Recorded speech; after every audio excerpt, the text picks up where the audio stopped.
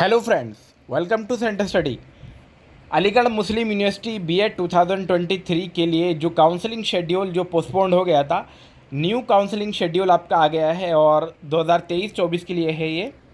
तो इसमें आपका bachelor in library science BEd, MBA आपका जो है या एमसी आप कर रहे हैं, एलएलएम, एमए, मास कम्युनिकेशन या एमएसडब्ल्यू के लिए भी आपका ये न्यू काउंसलिंग शेड्यूल है और ये सभी का सेम रहेगा। अगर आप बीएड के लिए अप्लाई करना चाह रहे हैं काउंसलिंग, तो किस तरीके से हैं वो या किसी भी चीज़ में, तो वो एक ही वीडियो में आपको पता चल जाएगा क्या क्या शेड्यूल है। तो दोस्तों, जो 7 जुलाई है यानी कि आने वाला जो फ्राइडे है, उसमें आपका काउंसलिंग का लिंक ओपन हो जाएगा और आप अपना स्टार्ट कर सकते हैं काउंसलिंग को। और 9 जुलाई तक ये आप अपनी स्टार्ट कर सकते हैं, जिसमें आप रजिस्ट्रेशन करेंगे, लॉगिन करेंगे, डॉक्यूमेंट को अपलोड करेंगे। उसके बाद आपका जो भी चॉइस है, अगर आप बीएड के लिए कर रहे हैं तो बीएड में आपका जो भी सेंटर है, जैसे आपका Aligarh Muslim university main campus है, मल्लापुरम है, तो वो आप चॉइस के अकॉर्डिंग आप अपना रख सकते हैं। उसके बाद आप सबमिशन कर देंगे और ये 7 जुलाई से 9 जुलाई तक आप करेंगे, यानी कि संडे तक आपको ये फिल करना होगा।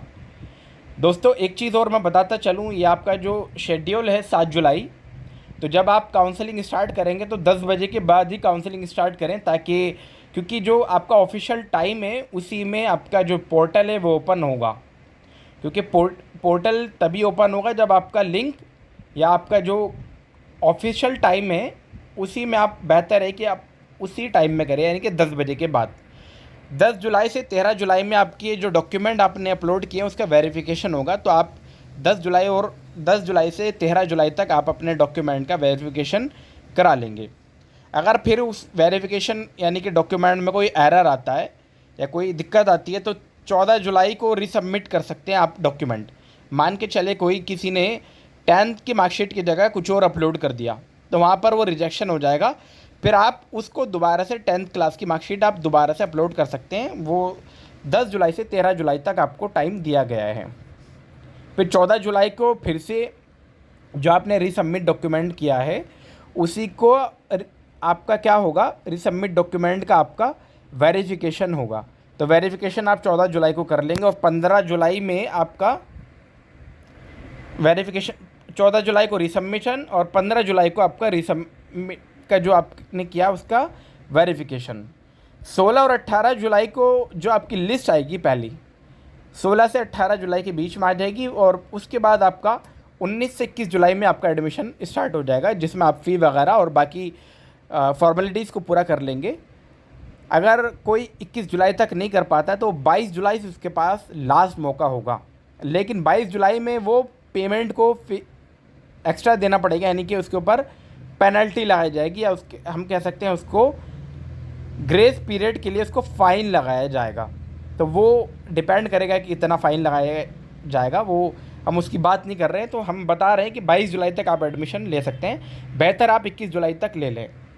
फिर राउंड 1 की काउंसलिंग के बाद अब भी अगर बीएड के अंदर या किसी भी सब्जेक्ट के अंदर जो ऊपर बताए हैं उनमें कोई सीट वैकेंट रह जाती है, तो राउंड 2 की काउंसलिंग फिर स्टार्ट हो जाएगी।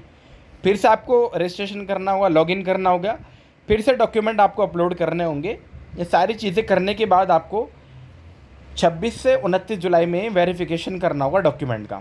फिर से एरर आ जाएगा तो आपको रीसबमिशन करना होगा उन डॉक्यूमेंट का, और 31 जुलाई को वेरिफिकेशन करना होगा उन डॉक्यूमेंट का दोबारा से, 31 जुलाई यानी कि मंडे को। फिर आपका 1 अगस्त से लेकर 2 अगस्त तक आपकी जो लिस्ट आएगी वो आ जाएगी। जो सेकंड लिस्ट है उसमें जितने भी नाम है, रोल नंबर वगैरह, वो सब आ जाएंगे। फिर 3 और 4 अगस्त का आपका एडमिशन स्टार्ट होगा, जिसमें पेमेंट ऑफ एडमिशन, फ़ी वगैरह, वो सारी फॉर्मेलिटीज़ आप पूरा कर लेंगे। 5 अगस्त को फिर लास्ट डे होगा आपका सेकंड राउंड की एडमिशन का। 5 अगस्त आपका लास्ट डे होगा, उसके बाद आप एडमिशन के लिए कोई क्लेम नहीं कर सकते हैं। फिर आप 6 अगस्त से सेकंड आपकी काउंसलिंग स्टार्ट होगी और 7 अगस्त तक ये चलेगी। 8 अगस्त में आप डॉक्यूमेंट को वेरीफाई करा लेंगे। 9 अगस्त में दोबारा से रीसबमिट कर सकते हैं अगर कोई एरर आता है।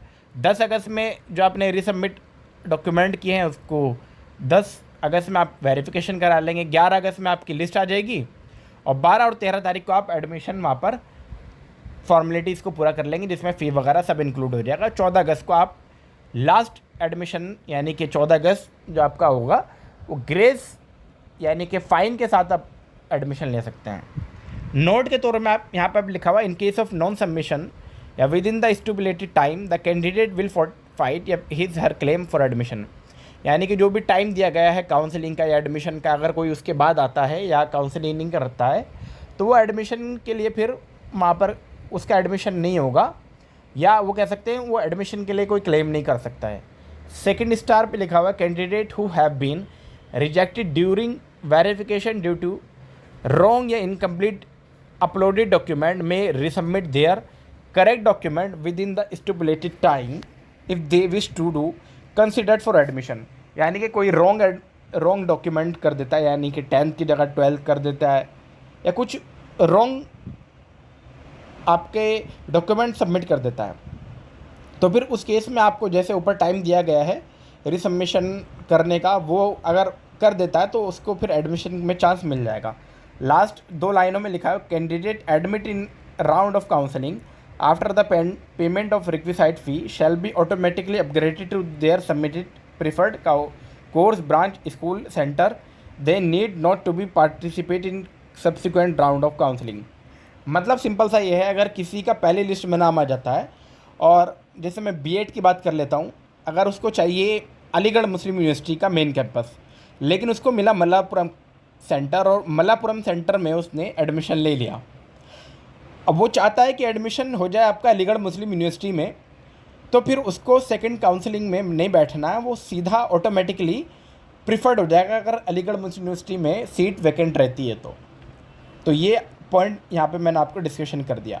दोस्तों बहुत सारे कमेंट ये आए हैं कि क्या ये इतनी वेटिंग लिस्ट क्लियर हो जाएगी, 10 वेटिंग क्लियर हो जाएगी, स्पेशल कैटेगरी से वेटिंग क्लियर हो जाएगी। तो मैं आपको एक चीज़ बताता चलूँ, आप काउंसलिंग ज़रूर करो, क्योंकि बहुत सारे स्टूडेंट काउंसलिंग नहीं करेंगे और काउंसलिंग नहीं करने की वजह से उनका नाम नहीं आएगा, तो आपके जो एडमिशन के चांसेस हैं वो बढ़ जाएंगे। तो जो वेटिंग लिस्ट है उनके एडमिशन के चांसेस तभी बढ़ेंगे जब वो एडमिशन के लिए काउंसलिंग ज़रूर करेंगे।